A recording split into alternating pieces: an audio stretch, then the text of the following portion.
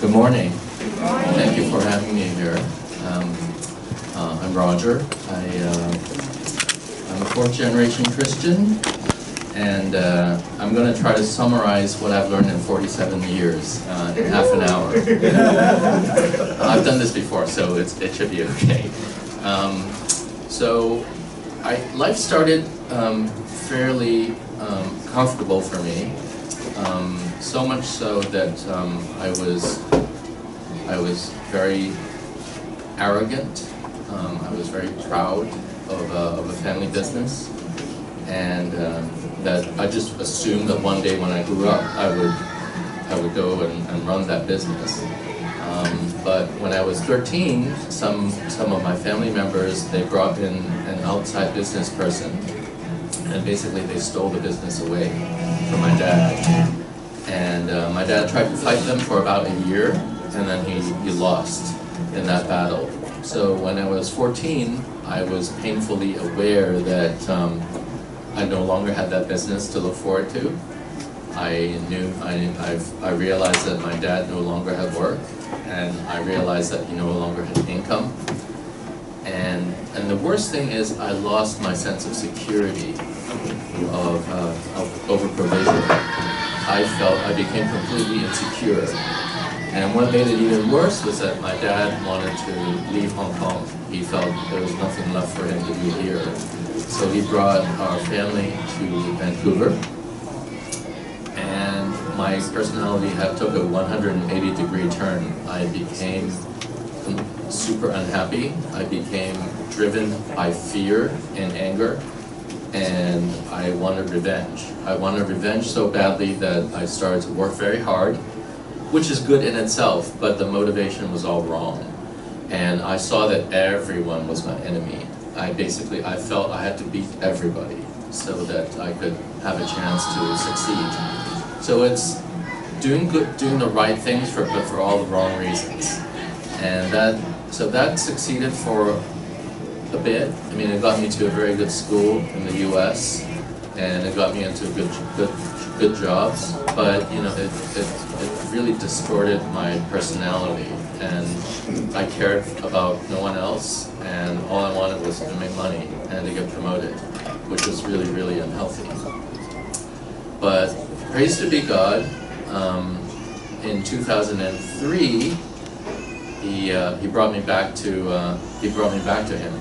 I mean, on and off I was going to church for many, many years, but you know, it was all head knowledge, and you know, Jesus was not in my heart. So through an ex-colleague who's a church member, thank you to her persistence, that she kept asking me to go to her life group. And most of the time I would just smile at her and think that, you know, there's no way I'll go to your life group. You don't know what you're asking maybe. And it was through two bad things that happened to me in 2003 that God used it as a wake-up call. And I felt really, really depressed. And when the same ex-colleague asked me, will you come to my life group that Sunday at church, I felt, well, what else have I got to lose? I've already lost everything. And so I went to the life group, and from that point onwards, everything started to change. For starters, I realized that people in life groups, they're not saints either. They have a lot of issues. And I felt comfortable immediately because at least half of the life group members probably didn't know the Bible as well as I did. So I felt, you know, I fit into the life group, and they became friends. And for the first time, I really paid attention to listening to other people's problems and not just focusing on myself. And that really made a world of difference. That taught me to serve other people and not just focus exclusively on my own self-interest. Another really good thing about the life group was we did a lot of outreach events. So I started to go to some of the poorer areas of Hong Kong to visit some of the elderly people who lived by themselves, and to just bring them some small gift bags. And I saw how happy they were with just, you know, a small token of of a gift and spending a little bit of time with them. I mean, that meant so much to them. And that started to really soften my heart. And within 6 months, our community church, takes a lot of risk. They allowed me to start leading that life group. So it became a priority for me. And back then I was still working in banking and I had to travel a lot. But I made it a point to definitely get back to Hong Kong by Thursday evening so that I could attend this life group. So that started to change me. It started to care for other people and to also to learn to serve the church. But then my deepest wound was really over money, in that my birthright was stolen from me, and that what I deemed to be my future was taken away from me. So God started to heal me in that area starting in 2005, and it took 10 years.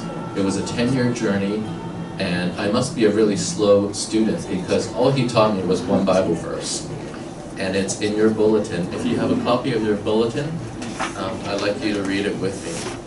It's Micah chapter 6, verse 8. He has shown you, O mortal, what is good, and what does the Lord require of you? To act justly, and to love mercy, and to walk humbly with your God. Now, when my healing first began, I didn't really know this verse. And what I'm about to tell you, this will sound completely crazy, but this is exactly in this sequence, that God taught me to act justly, and then he taught me to love mercy, and then he taught me to walk humbly with him. So in 2005, I heard a sermon at Community Church on tithing for the first time. Now maybe your first logical question is, what is tithing? In essence, tithing means you bring the first fruits, or the first part of your income. Not your leftovers, not after you pay for rent, you pay for tax, you pay for utilities, after you buy your food, and then if you have leftover money, that's not your tithe. The tithe it's the very first part of your income, and it's 10%, and you bring that to your place of worship. So that would be your local church.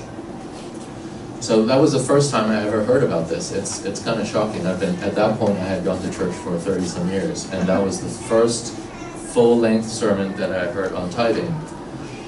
At that point, I'm a bit ashamed to admit, I was not living a biblical life. I was not following any areas of the Bible at all. Surprisingly, I thought to myself, well, why don't I start with the area of money to be the area that I actually obey God's word in? Now, part of the motivation is the next verse I have in the bulletin, and that is Malachi chapter 3, verse 10. It's a promise and a test, and not just a test. It's the only test in the whole Bible where God invites us to test him in. Okay? So this is precious. Malachi 3:10 reads, "Bring the whole tithe," meaning that your first 10% of your income, "into the storehouse," meaning your local church, "that there may be food in my house. Test me in this, says the Lord Almighty. Amen. And see if I will not throw open the floodgates of heaven and pour out so much blessing that there will not be room enough to store it." So this sounded like a money-back guarantee to me at the time. So God is saying, if you have a little bit of faith, try me on this. Try it. You don't have to, and because it reads like a test, I felt that it meant that I could go at my own pace. So I didn't go from 0 to full tithe immediately. It took me 2 years. to go from 0 to 10% on my whole income, whether it's my base salary and the year-end bonus that I got. So, and because the fact that it took 2 years to do and God did not punish me for taking so long, I think it's okay. But I think it is definitely a goal that you should work towards. Start really, really small. Start with 1% of your income. And then just see. Be mindful of that, of what you're trying to do, and then just partner with God and witness what He starts to do in your life. Now, let me throw in a word of caution. I am not talking about prosperity gospel. So, because this is actually the biggest, I think this is one of the biggest, secrets in the whole universe. And basically, the schematic is God freely gives things to us, and if we receive it with open hands, and if we're willing to help other people with open hands, and then He sees that we're being good stewards, or we're basically being good fund managers of His, and He will give us more, because to Him, giving us an extra 0 in our bank account means nothing to Him. He can do it like this. And as long as we have our heart is in the right place, that we are not owned by money, but money is just a tool for us to do good, to do His will, to help those who are in need, then He's very happy to bless us. That's not a problem to Him. So first the lesson was on tithing, to basically to put God first in our finances.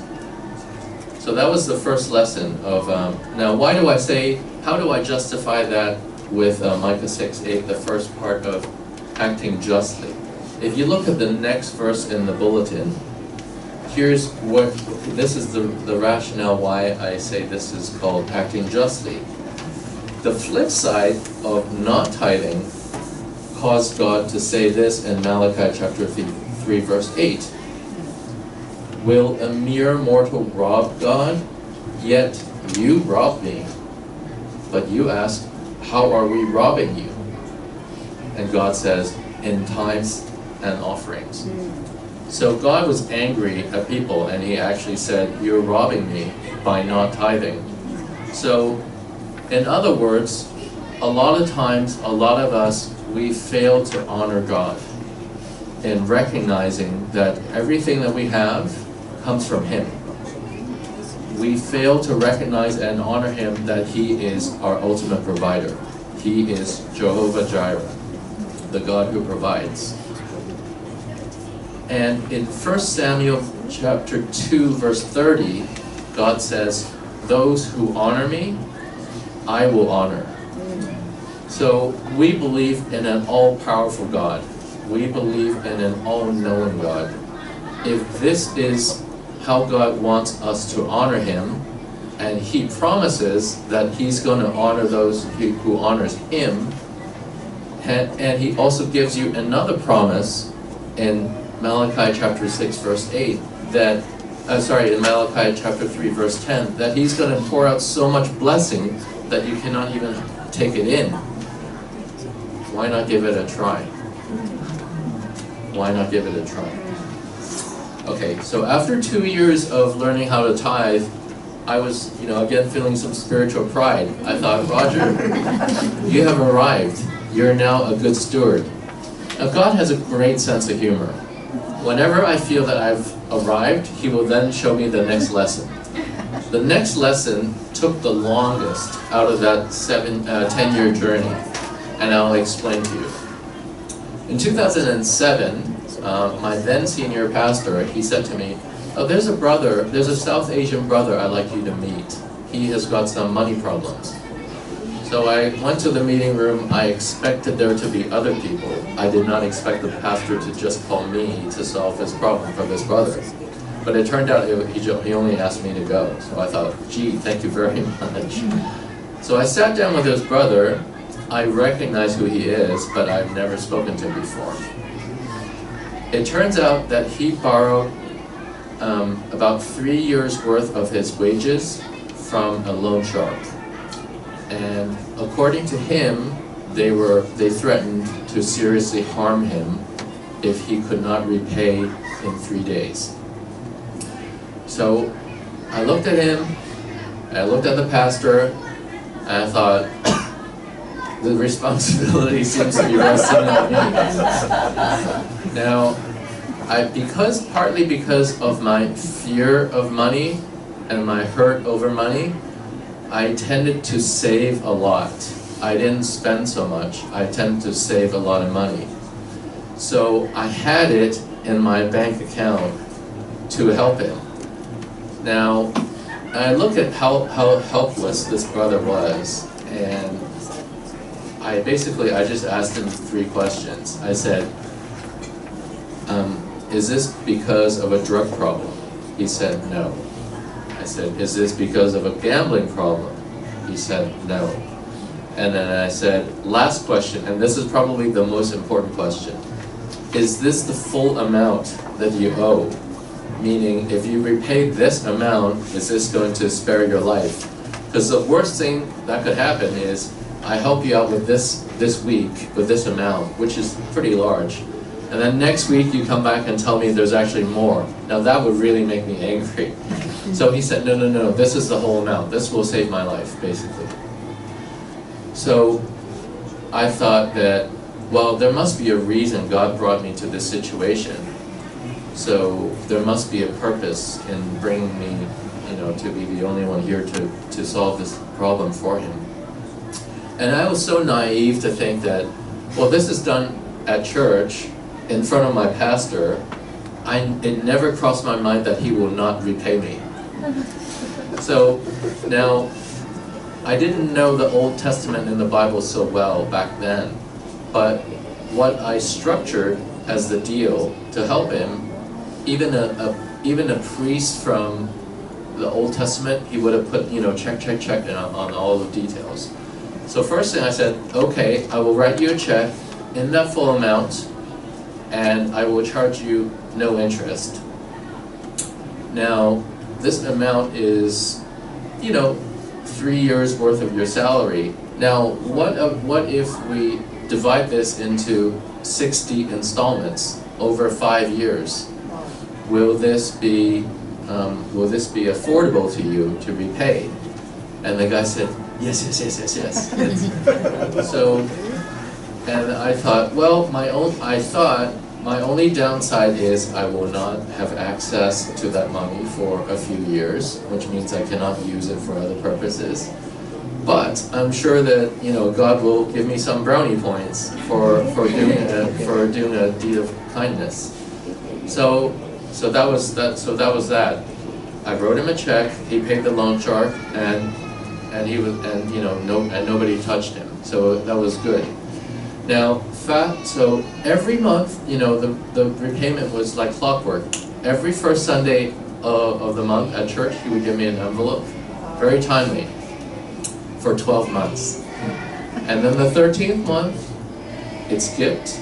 The next month, he paid me, and then he skipped 2 months. He paid me once, and then he skipped 3 months, and then he paid me once. So after 2 years, it all stopped. And then this is where the homework really started. Can I feel angry about this?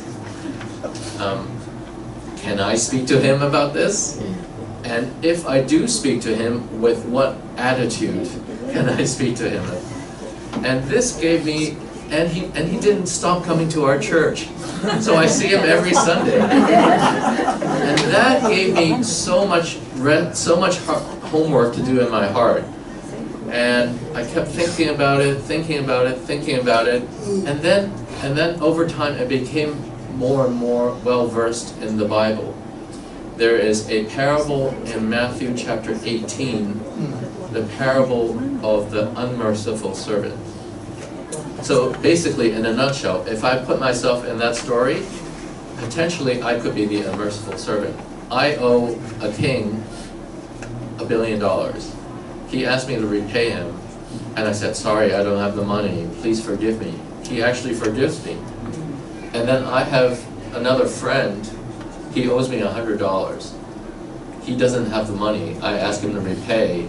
He says the same thing to me, sorry, I don't have the money, please forgive me. But instead of forgiving him, I choke him and then I throw him into jail. So the king finds out about this, and then he says, you're wicked. You know, you're gonna go into jail, and I'm gonna basically torture your whole family as well. So, do I want to be the unmerciful servant? No, I don't think that's very wise. So from that point onwards, I decided, no, I'm not going to get angry with this brother.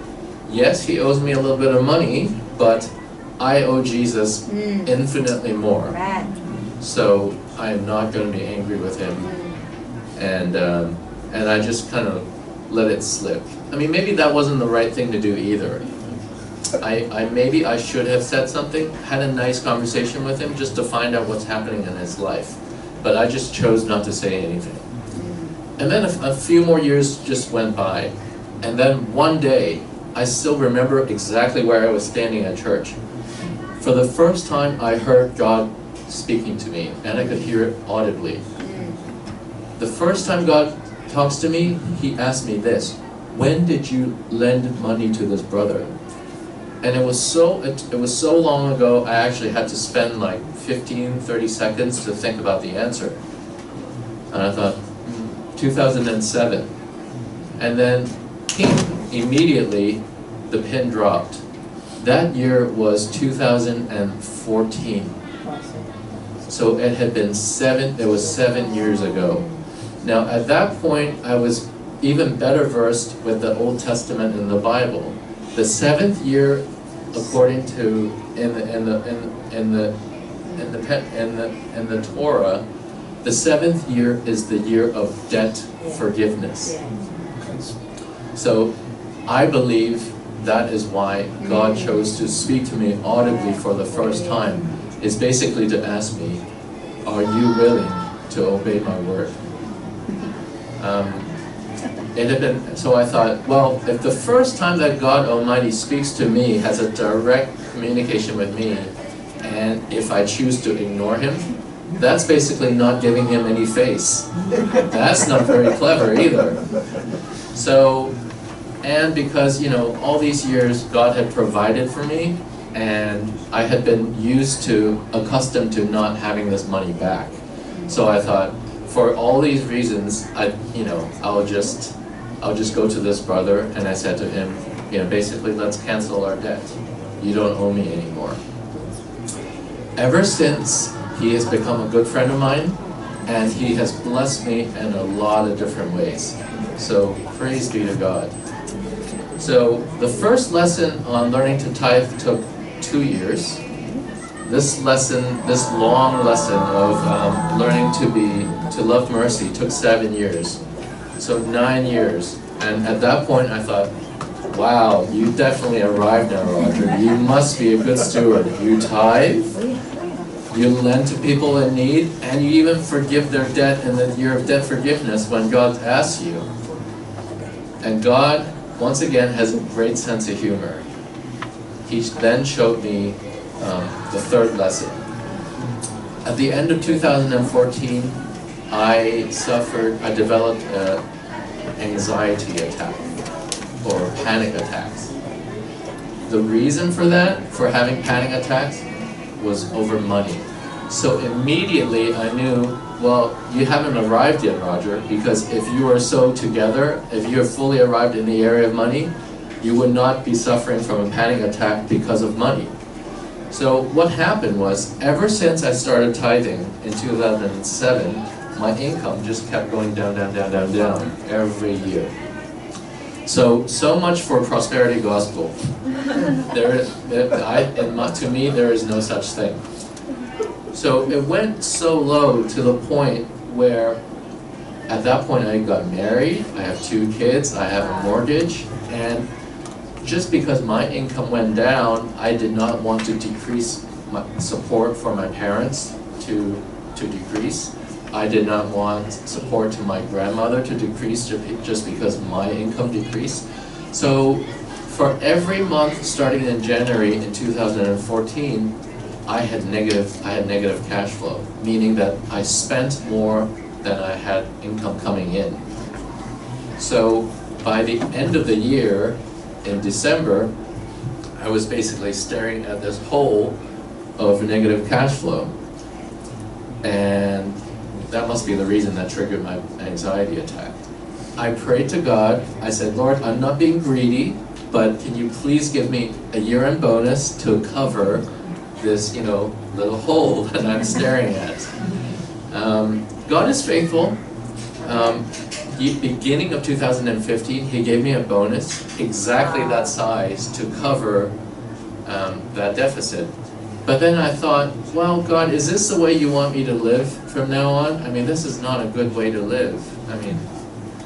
And then around the same time, there was a course that I brought to community church. It's called the Crown Financial Course.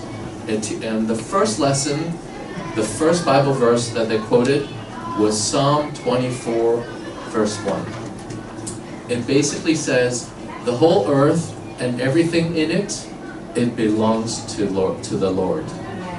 Immediately, I knew what my problem was for the last 20-some years, or even all my life. My problem was I was on a revenue split model with God. $100 comes in, the first 10 is yours, God. The other 90, that's mine. How I save, how I spend, how I plan for the future, that's all mine. That's all my issues. Thank you very much. Now, that is the dumbest thing you can do. Why do I say that? The Bible has more promises about God taking care of us, providing for us, than anything else. That is the #1 promise in the whole Bible. If I take on this kind of stance that, first 10 is yours, the rest is mine, then basically I'm saying, I don't need your help. Thank you very much. Now, how foolish can that be? And once I recognize that actually it all belongs to God and that He's promised to take care of me, and I review my life up to this point, I've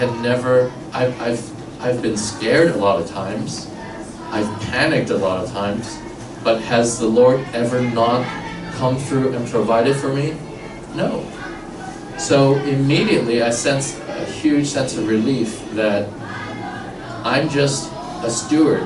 Whatever He gives me, it's not really mine. I just have to do whatever He tells me to with the things that I've been given, and He will keep providing for me. So that took away my anxiety attack. So this is the 10-year journey on how I learned to be a steward. And this is basically the whole of Micah 6:8. In terms of money, that I need to act justly, which is to tithe, to love mercy, basically whenever there's someone in need, you pray, and if God tells you should help that person, you do that. And then to walk humbly with your God, meaning the recognition that it all belongs to Him, and that your ability to even breathe today, to live, and to think, and to be able to earn money, to earn a living, all that comes from God. So it was a 10-year journey just to learn to be a steward. And I realize that I'm going to run out of time soon. So I'm just going to share with you one story. And this is a really cool story. So after He took 10 years to teach me to be a steward, and then He started to speak to me more often. Direct dialogue. But the direct dialogue is to be generous. So this story happened in 2016. And I was at church one day. The seat next to mine was empty. And then some Caucasian brother came in very late. He brought a music case with him, and he sat down. He looks exactly like Kenny G. You know who Kenny G is? The guy with the saxophone player? He also had brought a saxophone case with him. So I took another look at him just to see if he's really Kenny G. Now the next thing he brought out captured my attention even more. He brought out a really old Bible. So old, and it was so underlined and it's got notes written all over the margins. I was like, wow, this guy really must study the Bible a lot. I need to say hi to him. So I introduced myself and then found out he is indeed a musician. He just lost his job on a cruise ship, so now he's stuck in Hong Kong. He's playing saxophone in Central, just in the streets to make money. And then our worship team doesn't have a saxophone player, so I thought, well, we can upgrade and have a saxophone on the worship band. So I introduced him to the worship team. Once they started talking, then I heard God speak to me audibly. He said 3 words: give him money.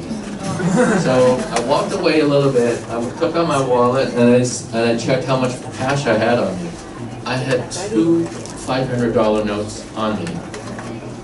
So I had 3 decisions. I had 3 options. 1, ignore that I heard from God.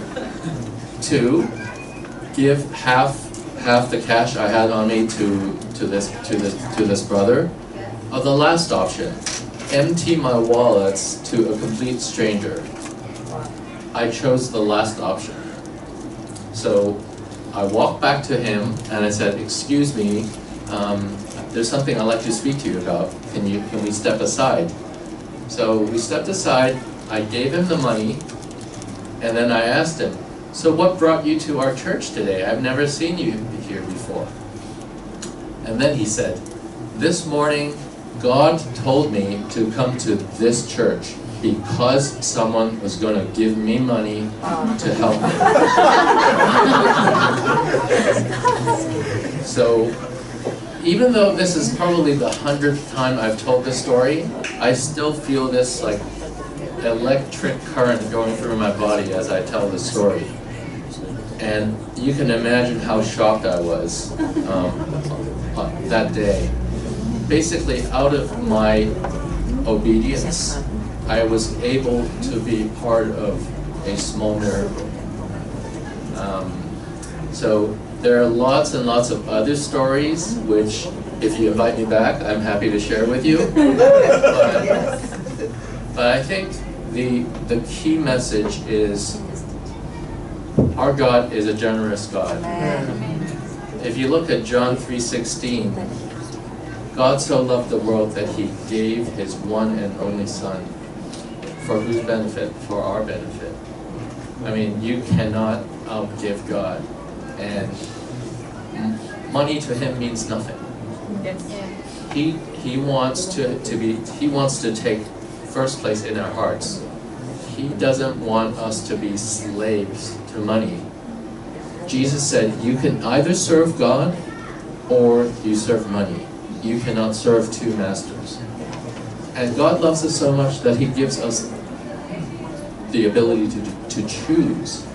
The only issue is, it is the deceitfulness of wealth that makes a lot of Christians unfruitful in their lives. It's the cares of this world and the deceitfulness of money that chokes us, that makes us unfruitful. Can you imagine what the world will be like if every Christian really believed that God is the provider and that they will be more willing and open to help others with their time, their talent, and their money? I guarantee the world will be a totally different place. So now I've quit working in banking. I am now I'm spending the rest of my life, God willing, to break the deceitfulness of wealth and to bring more glory to him. All glory and praise to the Lord. God bless you all. Thank you.